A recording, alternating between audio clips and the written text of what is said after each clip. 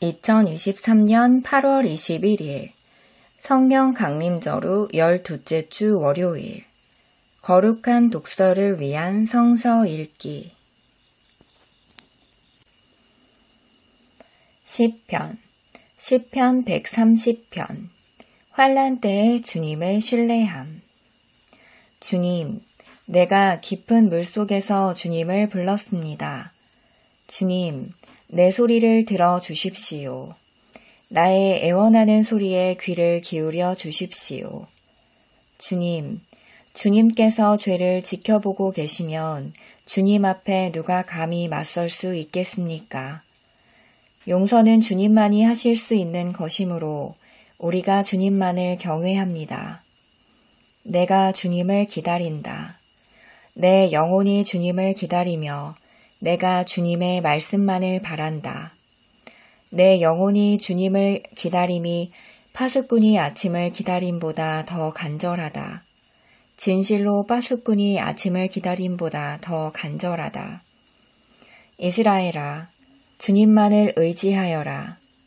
주님께만 인자하심이 있고 속량하시는 큰 능력은 그에게만 있다. 오직 주님만이 이스라엘을 모든 죄에서 속량하신다. 제1독서 창세기 43장 형들이 베냐민을 데리고 이집트로 가다. 그 땅의 기근이 더욱 심해갔다. 그들이 이집트에서 가지고 온 곡식이 다 떨어졌을 때에 아버지가 아들들에게 말하였다. 다시 가서 먹거리를 조금 더 사오너라. 유다가 아버지에게 말하였다. 그 사람이 우리에게 엄하게 경고하면서 너희가 막내 아우를 데리고 오지 않으면 다시는 나의 얼굴을 못 볼 것이다 하고 말하였습니다.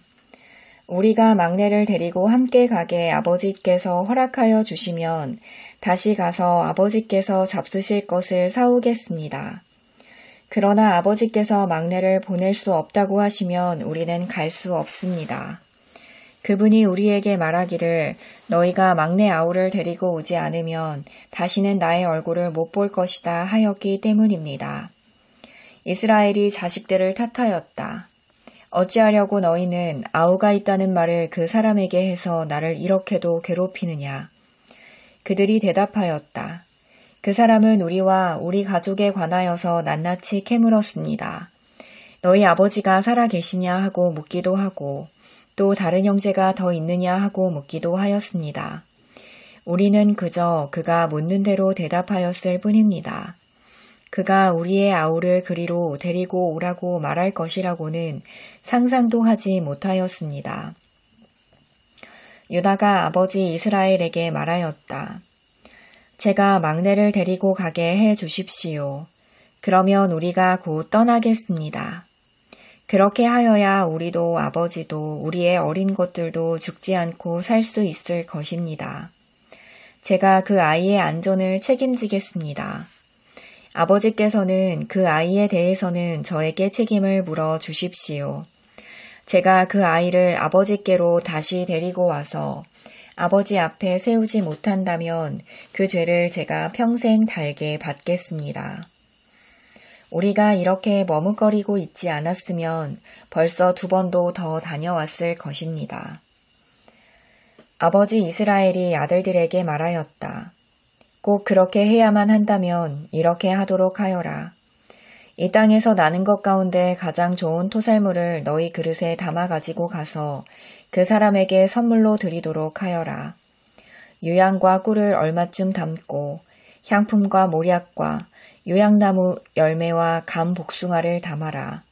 돈도 2배를 가지고 가거라. 너희 자루 아기에 담겨 돌아온 돈은 되돌려 주어야 한다. 아마도 그것은 실수였을 것이다. 너희 아우를 데리고 어서 그 사람에게로 가거라. 너희들이 그 사람 앞에 설 때에 전능하신 하나님이 그 사람을 감동시키셔서 너희에게 자비를 베풀게 해주시기를 빌 뿐이다. 그가 거기에 남아있는 아이와 베냐민도 너희와 함께 돌려 보내준다면 더 바랄 것이 없겠다. 자식들을 잃게 되면 잃는 것이지 난들 어떻게 하겠느냐. 사람들은 선물을 꾸리고 돈도 갑절을 지니고 베냐민을 데리고 급히 이집트로 가서 요셉 앞에 섰다. 요셉은 베냐민이 그들과 함께 온 것을 보고서 자기 집 관리인에게 말하였다. 이 사람들을 집으로 데리고 가시오. 짐승을 잡고 밥상도 준비하시오. 이 사람들은 나와 함께 점심을 먹을 것이오. 요셉이 말한 대로 관리인이 그 사람들을 요셉의 집으로 안내하였다. 그 사람들은 요셉의 집으로 안내를 받아 들어가면서 겁이 났다. 그들은 지난번에 여기에 왔을 적에 우리가 낸 돈이 알지도 못하는 사이에 우리의 자루 속에 담겨서 되돌아왔는데 그 돈 때문에 우리가 이리로 끌려온다. 그 일로 그가 우리에게 달려들어서 우리의 나귀를 빼앗고 우리를 노예로 삼으려는 것이 틀림없다 하고 걱정하였다. 그래서 그들은 요셉의 집 문 앞에 이르렀을 때에 요셉의 집 관리인에게 가서 물었다. 우리는 지난번에 여기에서 곡식을 사간 일이 있습니다. 하룻밤 묵어갈 곳에 이르러서 자루를 풀다가 우리가 치른 돈이 액수 그대로 우리 각자의 자루 아기 안에 고스란히 들어있는 것을 보았습니다. 그래서 우리가 그것을 다시 가지고 왔습니다. 또 우리는 곡식을 살 돈도 따로 더 가지고 왔습니다. 우리는 누가 그 돈을 우리의 자루 속에 넣었는지 모릅니다. 그 관리인이 말하였다. 그동안 별거 없으셨습니까? 걱정하지 마십시오. 댁들을 돌보시는 하나님, 댁들의 조상을 돌보시는 그 하나님이 그 자루에 보물을 넣어주신 것입니다. 나는 댁들이 낸 돈을 받았습니다. 이렇게 말하면서 관리인은 시므온을 그들에게로 데리고 왔다.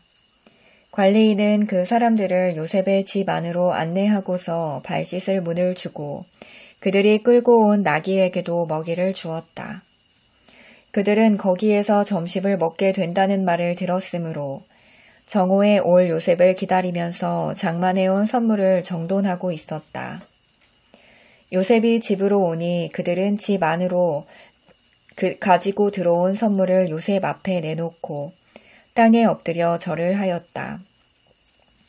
요셉은 그들의 안부를 묻고 난 다음에 전에 그대들이 나에게 말한 그 연세 많으신 아버지도 안녕하시오? 그분이 아직도 살아 계시오? 하고 물었다.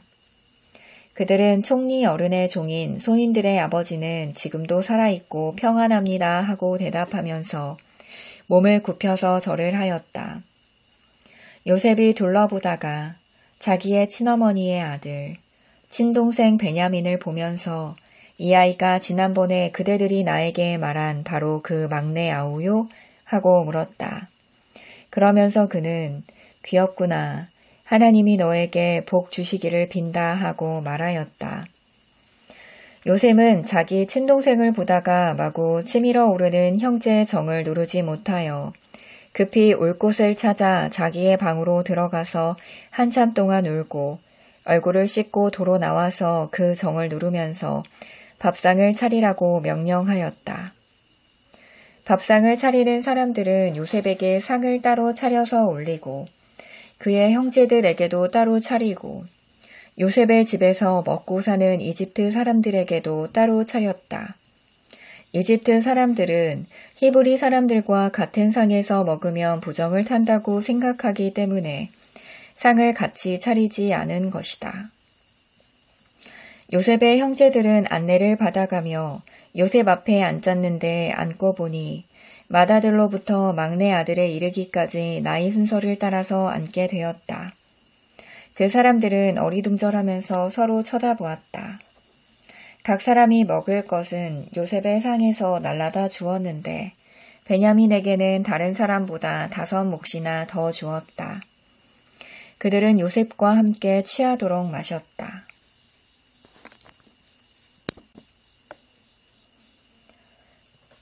제2독서 사도행전 15장 예루살렘 회의 몇몇 사람이 유대에서 내려와서 이렇게 신도들을 가르쳤다. 여러분이 모세의 관례대로 할례를 받지 않으면 구원을 얻을 수 없습니다. 그래서 바울과 바나바 두 사람과 그들 사이에 적지 않은 충돌과 논쟁이 벌어졌다. 드디어 안디옥 교회는 이 문제로 바울과 바나바와 신도들 가운데 몇 사람을 예루살렘으로 올라가게 해서 사도들과 장로들을 찾아보게 하였다. 그들은 교회의 전송을 받고 떠나서 페니키아와 사마리아를 거쳐가면서 이방 사람들이 회개한 일을 이야기하였다. 그리하여 그들은 그곳의 모든 신도들을 매우 기쁘게 하였다. 예루살렘에 이르러서 그들은 교회와 사도들과 장로들에게 환영을 받고 하나님께서 그들과 함께 해가신 일들을 모두 보고하였다. 그런데 바리새파에 속하였다가 신도가 된 사람 몇이 일어나서 이방 사람들에게도 할례를 행하고 모세의 율법을 지키도록 명하여야 합니다 하고 말하였다. 사도들과 장로들이 이 문제를 다루려고 모였다. 많은 논쟁을 한 뒤에 베드로가 일어나서 그들에게 말하였다. 형제 여러분, 여러분이 아시는 대로 하나님께서 일찍이 여러분 가운데서 나를 택하셔서 이방 사람들도 내가 전하는 복음의 말씀을 듣고 믿게 하셨습니다. 그리고 사람의 마음속을 아시는 하나님께서는 우리에게 주신 것과 같이 그들에게도 성령을 주셔서 그들을 인정해 주셨습니다. 하나님께서는 그들의 믿음을 보셔서 그들의 마음을 깨끗하게 하시고 우리와 그들 사이에 아무런 차별을 두지 않으셨습니다. 그런데 지금 여러분은 왜 우리 조상들이나 우리가 다 감당할 수 없던 멍에를 제자들의 목에 메어서 하나님을 시험하는 것입니까? 우리가 주 예수의 은혜로 구원을 얻고 그들도 꼭 마찬가지로 주 예수의 은혜로 구원을 얻는다고 우리는 믿습니다. 그러자 온 회중은 조용해졌다. 그리고 그들은 바나바와 바울이 하나님께서 자기들을 통하여 이방 사람들 가운데 행하신 온갖 표징과 놀라운 일을 보고하는 것을 들었다. 바나바와 바울이 말을 마친 뒤에 야고보가 대답하였다. 형제 여러분, 내 말을 들어보십시오.